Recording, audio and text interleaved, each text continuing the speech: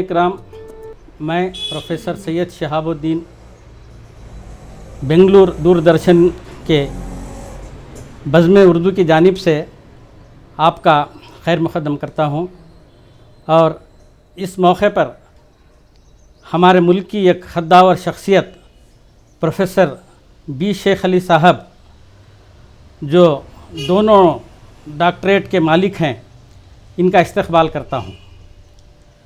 Professor be شیخ علی صاحب ضلع ہاسن کے سکلیسپور تعلق میں واقع بیلگوڑ کے متوطن ہیں۔ آپ نے ابتدائی تعلیم اپنے ہی ضلع ہاسن میں مکمل کی۔ اعلیٰ تعلیم کے لیے آپ میسور چلے آئے۔ میسور یونیورسٹی میں آپ تعلیم بھی حاصل کی اور یہاں لیکچرر کی حیثیت سے خدمات انجام دینا بھی شروع کی۔ آپ کا تقرر ہونے کے بعد آپ نے 2 پی ایچ ڈیاں کی ہیں۔ پہلی پی ایچ ڈی آپ نے علی گڑھ یونیورسٹی میں کی اور دوسری یونیورسٹی آپ نے لندن میں کی۔ لندن میں جب آپ نے پی ایچ ڈی کی اور اس کے لیے بہت ساتھ رہا ان کے وائس چانسلر ڈاکٹر کے وی پٹپا المعروف کویمپو کا۔ یہاں سے آپ پی ایچ ڈی حاصل کرنے کے بعد اپنے وطن میسور چلے آئے، پھر شعبہ اردو میں آپ کا خدمات انجام دینا شروع ہوا۔ اس کے بعد آپ اتنی کتابیں بھی لکھیں اور اس وقت اتنے نامور بھی ہوئے کہ امریکہ سے آپ کو دعوت دی گئی۔ امریکہ میں آپ وزٹنگ پروفیسر کی حیثیت سے کئی دن مقیم رہے، پھر یہاں آپ تصوف کے تعلق سے، فلسفے کے تعلق سے، ادب کے تعلق سے، مشرقی تہذیب کے تعلق سے لیکچر دیتے رہے۔ تو اس موقع پر میں اس عظیم شخصیت سے آپ کا متعارف کراتے ہوئے میں حضرت سے ایک پہلا سوال یہ کروں گا۔ حضرت، آپ یہ بتائیں کہ ہمارے ملک ہندوستان میں مسلمانوں کا مستقبل کیسا ہے؟ یہ سوال اس لیے کر رہا ہوں کیونکہ آپ ایک مورخ ہیں، ہندوستان کے عظیم مورخ ہیں، آپ تاریخ سے واقف ہیں اور مسلمانوں کی قوم کی تاریخ سے واقف ہیں، اس لیے آپ سے یہ سوال کیا جاتا ہے۔ معزز سامعین، میں یہ کہنا چاہتا ہوں کہ ہندوستان میں آج مسلمان کس نازک دور سے گزر رہے ہیں۔ میں حالات پر روشنی نہیں ڈالنا چاہتا، صرف یہ کہوں گا کہ آئندہ مستقبل بنانے کے لیے کیا کیا چاہیے۔ آج سے 1 صدی سال قبل ہندوستان میں 1857 میں جو حالات ہوئے آپ سب جانتے ہیں۔ میرٹھ سے لے کر دہلی تک ایک درخت بھی ایسا نہیں تھا جہاں کسی عالم دین کی لاش لٹکتی ہوئی نظر نہ آئی ہو۔ اس حالت کو بدلنے والے سر سید تھے۔ انہوں نے صرف 25 سال کے اندر ایسی کایا پلٹی کہ مسلمان پھر سر اٹھا کر چلنے کے قابل ہو گئے۔ ان کے چند باتیں میں آپ کے سامنے پیش کرنا چاہتا ہوں، وہ تقریباً 10-12 نکات ہوں گے۔ سب سے پہلے یہ کہ علم کے خزانے پر قبضہ جماؤ۔ علم اللہ کا جوہر ہے، اللہ حقائق کا زندگی ہے، زندگی کا راز ہے۔ علم کے خزانوں پر قبضہ جماؤ۔ دوسری بات یہ تھی کہ اپنا تاریخی ورثہ مضبوط کرو۔ یہ تاریخی ورثہ کیا تھا میں آئندہ بیان کروں گا، وہ کافی لمبا ہے تاریخی ورثہ ہمارا۔ وہ اوصاف مولا سے شروع ہو کر جذبہ سلطان پر ختم ہوگا۔ یہ تاریخ ورثہ اپنے مضبوط پکڑو۔ تیسری بات جو انہوں نے کہا تھا وہ یہ ہے کہ اپنی مدد آپ کرو، اپنے پیر پر کھڑے ہو، دوسروں کی مدد مت چاہو، اپنی مدد آپ کرو۔ یہ بہت بڑا فلسفہ تھا۔ اس کے بعد یہاں انہوں نے کہا اپنی خامیوں پر نظر آئے۔ دوسروں کی خامیاں بہت اچھی طرح ہمیں نظر آتے ہیں، ہماری خامیاں ہمیں کبھی نظر نہیں آتی۔ اس لیے ہر شخص کو چاہیے کہ اپنی غلطیاں، اپنی لغزشیں، اپنی خطائیں پر نظر رکھیں اور ان کو دور کرنے کی کوشش بھی کریں۔ اور 5ویں بات انہوں نے کہا تھی کہ تنگ نظری اور تعصب سے باز آ جاؤ، تنگ نظری اور تعصب سے باز آ جاؤ، ہر مذہب کا احترام کرو، ہر مذہب کا احترام کرو، انہوں نے کہا تھا اس کو. پھر انہوں نے کہا تھا کہ پھر ہر امر میں اعتدال برسو، ہر امر میں اعتبار برسو، پھر کہا تھا انہوں نے کہ سستی کاہلی کو ترک کر دو، مسلمان بہت عیش و عشرت میں پڑے ہوئے ہیں، اس کو دور کر دو، کاہل کر دو. پھر انہوں نے کہا تھا کہ ہر عمر میں اعتدال برتو. ہماری یہ حالت ہے کہ جوش میں آ جاتے ہیں، ہوش میں نہیں رہتے، اعتدال سے آ کے گزر جاتے ہیں. اس لیے میں نے کہا تھا کہ ہر عمر میں اعتدال برسو. پھر کہا تھا کہ عزت شخصی نہیں ہوتی، ملی ہوتی ہے. ایک شخص وزیر ہو گیا یا صدر ہو گیا، وائس چانسلر ہو گیا تو فائدہ نہیں، ساری ملت اوپر آنی چاہیے. اس لیے عزت شخصی نہیں ہوتی، ملی ہوتی، پوری قوم. درخت کی جڑیں مضبوط ہوتے ہیں. پھر انہوں نے کہا تھا کہ تحقیق، تھوڑا سا علم، بہت سا تجربہ، بالکل سچائی اختیار کرو. ہر شخص کے لیے ضرور نہیں ہے کہ وہ ایم اے پی ایچ ڈی کر لے، بلکہ تھوڑا سا علم چاہیے. آپ دیکھیں گے کہ اکبر پڑھا لکھا تھا، اس مغل امپائر بنا دیا. حیدر علی کے پڑھا لکھا نہیں تھا، اس نے ایک ریاست قائم کر دی. اس لیے تھوڑا سا علم مگر بہت سا تجربہ زیادہ سے زیادہ چاہیے، بہت سا تجربہ چاہیے. حضرت نے ہمارے پہلے سوال کا بڑا تسلی بخش جواب دیا ہے. اس سلسلے میں سر سید احمد خان کا پیغام ہمیں سنایا ہے. کچھ ہماری قوم کے لوگوں نے اس ملک کو اچھے کارنامے بھی پیش کیے ہیں. تو اس ہندوستان میں جو اچھے کارنامے مسلمانوں نے پیش کیے ہیں، خواہ وہ تعلیمی میدان ہو یا فن کا میدان ہو یا تعمیر کا میدان ہو یا فلسفہ ہو، جس میدان میں بھی مسلمانوں نے اچھے کارنامے جو انجام دیے ہیں، اس کے تعلق سے آپ براہ کرم چند الفاظ پیش کریں. سب سے پہلے ایک وحدت کا پیغام، وحدانیت کا سبق ہندوستان میں انہوں نے پھیلایا. خاص کر صوفیہ کرام، جس کا اتنا اثر ہوا کہ ہندوستان میں ایک بھکتی موومنٹ وجود میں آئی جو تفرقے، ذات پات کے سارے نشانات کو مٹا دیا. سب سے پہلے یہ پیغام تھا اسلام کا ایک انقلابی پروگرام جو ہے اللہ ایک ہے اور خلقت ایک ہے. یہ وحدانیت کا سبق یہاں پہلے سے دیا تھا. معین چشتی رحمۃ اللہ علیہ کے زمانے سے صوفیہ کرام کا بڑا رول یہاں ہے. اس لیے سب سے پہلے وحدانیت کا سبق. یہاں تک کہا تھا ایک ڈاکٹر تارا چند نے یہاں کہا ہے کہ شنکراچاریہ کا فلسفہ اسلام کا بڑا اثر رہا تھا، شنکراچاریہ کی وحدانیت کا. تو یہاں سب سے پہلے وحدانیت کا سبق پڑھانے والے مسلمان تھے. اس کے بعد سیاست میں آپ دیکھیں گے کہ علاء الدین خلجی نے تاتاریوں کو، منگولیوں کے حملے سے روکا. ہندوستان اگر علاء الدین کے روک نہ تھے تو بغداد کا حال ہوتا ہے. بغداد میں تاتاریوں نے تباہ برباد کر دیا، تاریخ بدل ڈالی. اس لیے انہوں نے سب سے پہلے ہندوستان کی آزادی کے واسطے بھی بہت کوشش کی. پھر میں کہوں گا کہ مغل حسین نے اکبر کے زمانے میں ہندوستان جو ہے ایک سپر پاور کی حیثیت سے آیا تھا. سپر پاور کی طرح سے دنیا کا کوئی اور ملک اتنا عظیم نہیں تھا جتنا کہ ہندوستان تھا. انہوں نے یہ کیا تھا. اس کے بعد دیکھیں گے آپ ہندوستان کو فنون تعلیم میں کتنی چیزیں دی ہیں. آپ کو جا کے آگرہ دیکھیں کہ تاج محل کتنا وسیع ہیں. تاج محل کے متعلق میں یہ کہوں گا کہ رب العزت کی صفت جمالیہ کا ایک چھوٹا سا ریزہ شاہ جہاں زمانے تاج محل کے روپ میں وجود میں آیا ہے. آپ تاج محل دہلی جائیں تو دیکھیں گے دیوان قلعہ، دیوان عام، دیوان خام، موتی مسجد، جامع مسجد، ہمایوں کا مقبرہ، کئی ایک چیزیں ہیں جو دنیا کے بالکل عجائبات میں ہیں.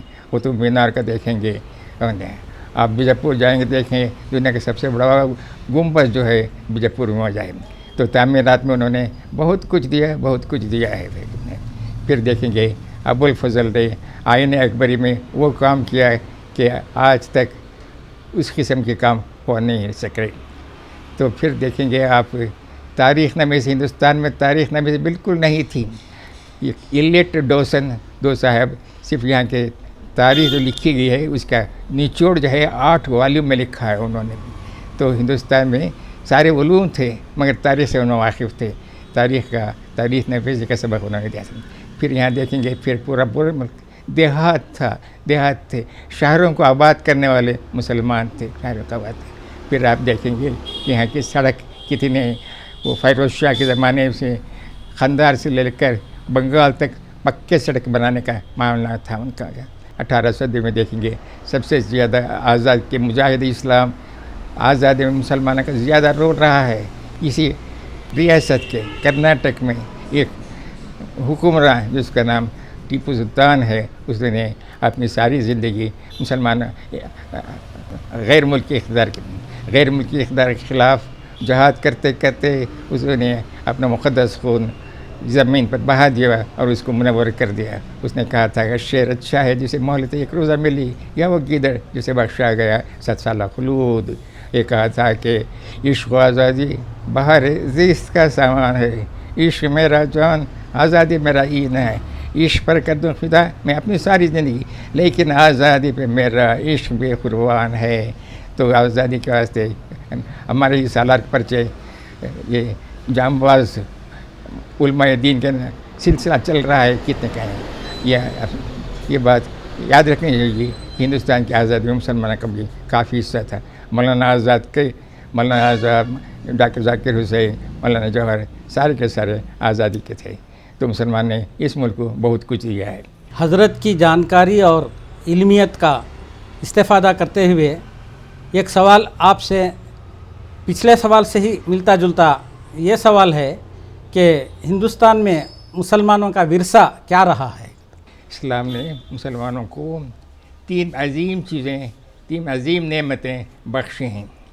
ایک جو ہے وحدت الحق, اللہ ایک ہے, وحدانیت کا سبق. دوسرا جو ہے ایک تہذیب حجاز, 1000 سال تک اسلامی تہذیب آفتاب کی طرح چمکتی رہی تہذیب.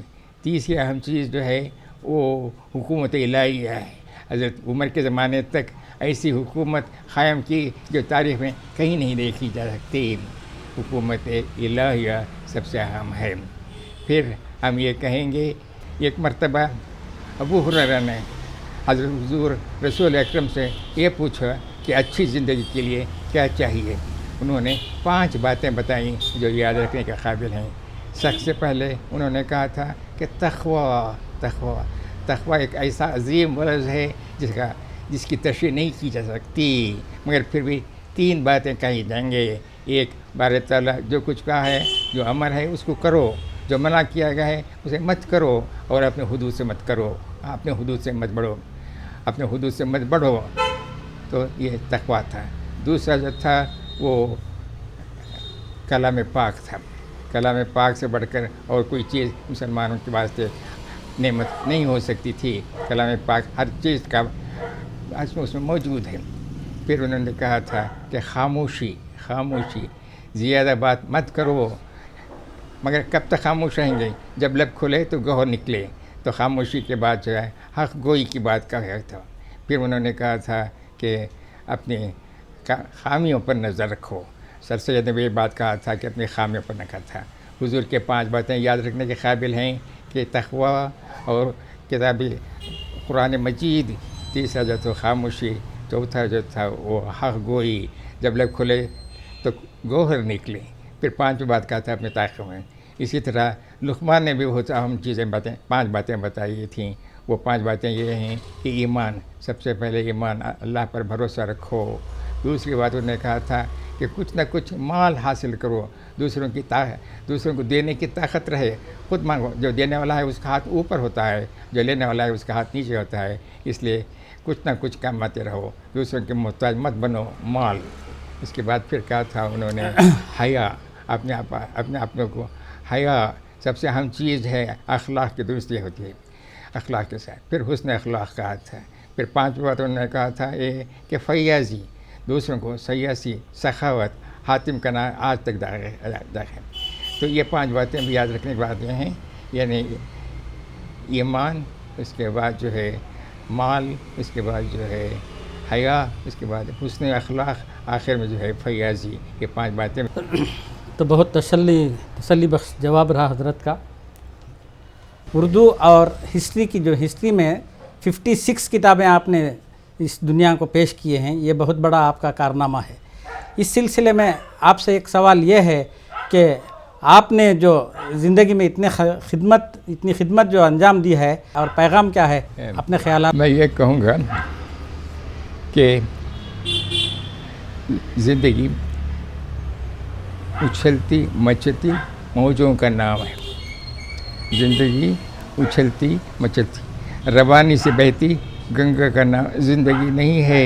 اچھلتی مچلتی تڑپتی زندگی کا نام ہے. حوادث کے تھپیڑوں سے گزر کر چٹانوں کے نو سے ٹکرا کر ساحل پر تجربات کے موتی رولنے کا نام زندگی ہے. اس کے معنی یہ کہ ہر وقت عمل، کام، دھن، کوشش، جدوجہد، نیت، اس پہ کام کرنا چاہیے گا.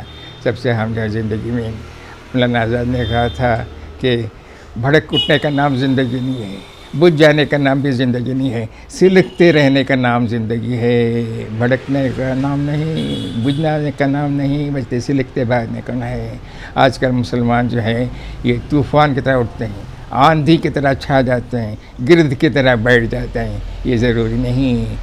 حیات انسانی کا بہترین ضامن وہ ضابط حیات ہے جو آج سے 1400 سال قبل اسلام کے نام سے دنیا کو دے دیا گیا تھا. ہماری بلندی ساحل پر کھڑے ہو کر دریا کے موجوں کو دیکھنے کے پیچتاب دیکھنے میں نہیں ہے، بلکہ تاریخ کی طرح اس کو جلانا ہوگا. میرا زندگی کا فلسفہ یہ ہے کہ قانون فطرت سے خوب سبق سیکھو، قانون قدرت سے سبق سیکھو. قانون فطرت کیا ہے؟ قانون فطرت یہ ہے کہ دنیا کی کوئی شے خود اپنے لیے نہیں ہے، کسی اور کے لیے ہے. سورج ہو تو روشنی دے گا، دریا ہو تو پانی دے گا، زمین ہو تو خلت دے گی. ایک شمع خود جلتی ہے، دوسروں کو روشنی دیتی ہے. ایک درخت لکڑہار کو بھی اپنے سائے سے محروم نہیں کرتا. ایک گائے اپنا دودھ خود نہیں پیتی، دوسروں کو دیتی ہے. تو سب سے پہلے قانون قدرت میں قانون یہ ہے کہ ہم بھی دوسروں کے لیے زندگی ہیں، خود کے لیے نہیں، دوسروں کے لیے رہنا زندگی ہے. یہ سب سے بڑا فیصلہ، سب سے بڑا ہمارے استاد محترم ڈاکٹر بی شیخ علی صاحب جو ہیں منگلور یونیورسٹی اور گووا یونیورسٹی کے بانی وائس چانسلر ہیں. تو آپ نے جو وہاں علم کی جو خدمات، تعلیم کی جو خدمات انجام دی ہیں، اور آپ نے جو خواب وہاں دیکھا تھا اس کو کسی حد تک انہوں نے پورا کیا ہے. حضرت سے میں یہ سوال کرنا چاہتا ہوں کہ آپ دونوں یونیورسٹی کے بانی وائس چانسلر رہ چکے ہیں، براہ کرم جواب. علم اللہ کا پاک امانت ہے، اس کو ضرور حاصل کرو. حضرت سلیمان کے پاس 3 چیزیں پیش کی تھی، ایک حکومت، ایک علم، ایک دولت، اور کہا کہ ان میں سے کسی ایک چیز کو چن لو. تو انہوں نے علم لیا تو دوسری سلطنت اور مال خود بخود چلے آئے. تو اس لیے علم کی فضیلت ہمیشہ میں بات کرتا تھا. یہ کہتے ہیں کسی ملک کی بھی بلندی صرف مال و دولت سے نہیں، حکومت و اقتدار سے بھی نہیں، بلکہ وہاں کتنے عالم، کتنے فاضل، کتنے مفکر، کتنے مدبر، کتنے سائنسداں، کتنے دانشور موجود ہیں. اس لیے سب سے پہلے علم کی اہمیت سب سے بیان کرتا تھا. میں علم اللہ کا جو ہے اس کا حاصل کرنا بہت ضروری ہے. تو بچوں پر جہاں بھی میں جاتا یہ علم کی ضرورت، ان کی فضیلت ان کو بیان کرتا وہ کر. پھر میرا یہ تھا کہ تخلیق یونیورسٹی کا کام صرف 30 دن گننا، تنخواہ پانا، 30 برس گننا، صرف پینشن لینا یہ نہیں ہے، کچھ کر کے دکھانا ہوگا. اس لیے لیکچر سے زیادہ میں نے ریسرچ پر، تحقیق پر لوگوں کو اکساتا تھا. وہ سوچتے تھے کہ کہتے ہیں چند تجربات میں آپ کے سامنے پیش کرنا چاہتا ہوں. سب سے پہلے یہ کہ قائم شدہ یونیورسٹی کا وائس چانسلر الگ ہوتا ہے، ایک نئی یونیورسٹی کا معمار الگ ہوتا ہے. دونوں میں فرق یہ ہے کہ جو بنی یونیورسٹی ایسا ہے کہ ایک شخص موٹر کار خریدنے جاتا ہے، کار خریدتا ہے، پیٹرول ڈالتا ہے، گھر جاتا ہے. وہ قائم شدہ یونیورسٹی کا. نئی یونیورسٹی کا پرابلم اور کچھ دیگر ہوتا ہے. وہ فیکٹری جاتا ہے، کار موٹر بناتا ہے، پھر جلانے کے بعد جو ہے وہ گاڑی چلاتا ہے. نوجوانوں کو میرا یہ پیغام ہے کہ 5 باتیں یاد رکھیں. وہ 5 باتیں میں پہلا نمبر یہ ہے کہ اللہ پر ایمان. اللہ پر ہونا سب سے پہلا 1 نمبر ہے نا. اللہ پر ایمان رکھو. وہ صحیح میں کہتے ہیں کہ all creativity proves the existence of a creator. All movement proves the existence of a mover. All design proves the existence of a designer. All perfection proves the existence of a perfect being. یعنی یاد رکھنا کہ جو کچھ تخلیق ہو رہی ہے وہ اللہ پر ایمان رکھنا ہوگا. دوسری بات 2 باتیں ہیں. ایک بی گڈ ڈو.